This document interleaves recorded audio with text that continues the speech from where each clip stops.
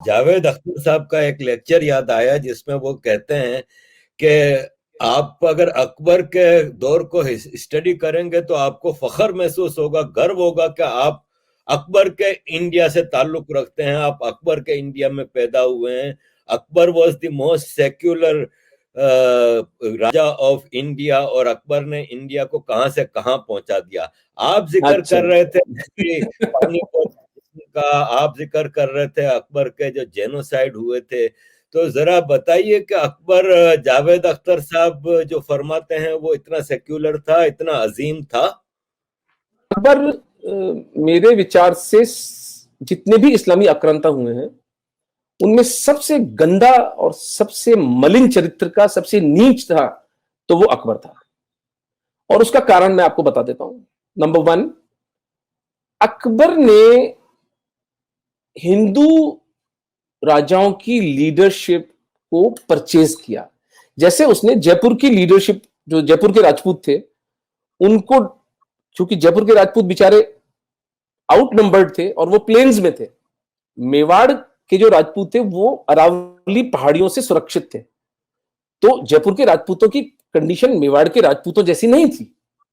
तो उस आदमी ने उस भौगोलिक स्थिति का, उस ज्योग्राफिकल सिचुएशन का लाभ उठाकर जयपुर के राजपूतों को डरा धमकाकर अपनी तरफ किया। तो ये हिंदुओं के बीच में उसने वर्टिकल डिवाइड पैदा कर दिया। हल्दी घाटी की लड़ाई में जयपुर के राजपूत मेवाड़ के राजपूतों से लड़ रहे थे। और वहां पर एक किस्सा बताऊं आपको, अल बदायूनी जो इनका हिस्टोरियन है, जिसने की अकबरनामा करके किताब लिखी है, वो आसिफ खान इनका जनरल था जो मुगल, उससे कहता है कि यार तीर किस पे चलाएं, दोनों तरफ केसरिया कपड़े पहने राजपूत लड़ रहे हैं। आप जवाब सुनिएगा आसिफ खान का कि तुझे क्या है, तू तीर चला, जीतेगा तो इस्लाम ही, दोनों तरफ काफिर ही तो मरेंगे। ये सोच मिस्टर अकबर लेकर आए थे। और चित्तौड़ के साके का जो नरसंहार 25 फरवरी 1568, 25 फरवरी 1568 को इस आदमी के, मैंने जो अपनी किताब लिखी है उसमें मैंने चित्तौड़ के तीसरे साके का मैंने सविस्तार वर्णन किया है कि किस तरह इस आदमी को जुनून हुआ था वहां पर। कि हुआ ये था कि चित्तौड़ में जो 8,000 राजपूतों की सेना थी उसने 32,000 मुगलों की सेना को मार डाला था। तो ये आदमी बिल्कुल पागल होकर बिलबिला गया था और इसने कहा कि अब तो शहरियों को मारना शुरू करो। जबकि इसकी सेना में हिंदू राजा थे, टोडरमल और भगवान दास। उन्होंने कहा कि आप ये क्या कर रहे हैं, निरीह लोगों को मत मारिए।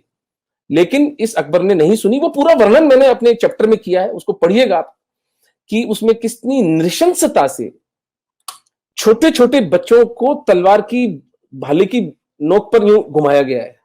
और 40,000 निरपराध Hindu, 40,000 Hindus were killed in one day.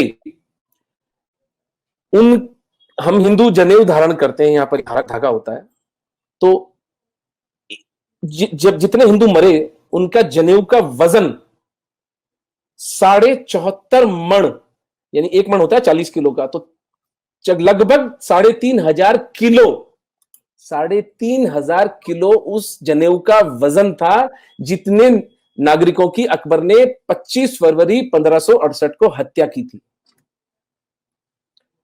और सेकंड बैटल ऑफ पानीपत में राजा हेमचंद्र भार्गव थे, उनको गर्दन काटी थी। उनके बूढ़े बाप को बोला या तो इस्लाम कबूल करो या तुम्हें मार डालेंगे। बाप बूढ़ा था, उसने कहा मैं सनातन धर्म नहीं छोड़ूंगा। सबके सामने उसकी गर्दन काटी थी अकबर ने। और फिर वो चित्र मैं आपको भेजूंगा जिसमें कि हिंदुओं की गर्दनें, मुंडे कटे हुए, वो ईंटों की जगह हिंदुओं के सर काम में लिए जा रहे हैं मकान बनाने के लिए, वो मीनारें बनाई गई हैं। और तीसरा एक बड़ा इंटरेस्टिंग प्रकरण है आरिफ भाई, जो मुझे अभी जेम्स टॉड की किताब में पढ़ रहा था उसमें पता चला। ये बात ये इंडियन हिस्टोरियंस और पूरे इस्लामी हिस्टोरियन छुपा गए। अकबर की मृत्यु कैसे हुई थी? अकबर की मृत्यु हुई थी जहर देने से। ये कहते हैं ना पेचिश से मरा था, वो पेचिश कैसे हुई थी उसको? दरअसल अकबर इतना नीच आदमी था कि जिस भी राजा से, इवन अपने रिश्तेदारों से, जब इसको शक पड़ता था तो उसके कपड़ों को या तो जहर से कुछ इन्फेक्ट कर देता था या खाना उनको जहर भरा खिला देता था। तो इसको शक हुआ राजा मानसिंह पर, जयपुर के राजा मानसिंह जी, जो जिंदगी भर इसके लिए लड़े और उसको बेटा बेटा कहता था ये। तो उस पे शक हो गया मान सिंह जी पे, तो इसने अपने रसोइये को कहा कि इनको जहर वाला खाना, और मेरे को तो दुर्भाग्य से वो खाना, हमारे सौभाग्य से वो खाना पलट गया। मान सिंह जी ने ढंग का खाना खा लिया, अकबर ने जहरबूजा खाना खा लिया। तो ये बूंदी के एनल्स में रिकॉर्डेड घटना है कि अकबर का देहांत कैसे हुआ था। लेकिन अगर ये घटना बाहर आ जाएगी, लोगों को पता चल जाएगा कि ये आदमी कितना गंदा था, तो अकबर द महान का नैरेटिव कैसे चलेगा? तो अकबर और एक घृणित काम करता था, ये एक प्रथा चलाता था 9 रोजों की, यानी हर राजपूत राजा की के हमें बीतेंगे। लेकिन तब जयपुर के राजाओं ने विरोध कर दिया कि अगर ये करेंगे तो हम आपके साथ नहीं है। लेकिन इसकी मंशा आपको बता रहा हूं कि इस आदमी ने ये तक करने का प्रयास किया था हमारे साथ। तो सबसे घृणित राजा अगर कोई था हमारे पूरे 1400 साल के इतिहास में, तो वो अकबर था। और उसके मैंने आपको तथ्य रीजंस बता दिए।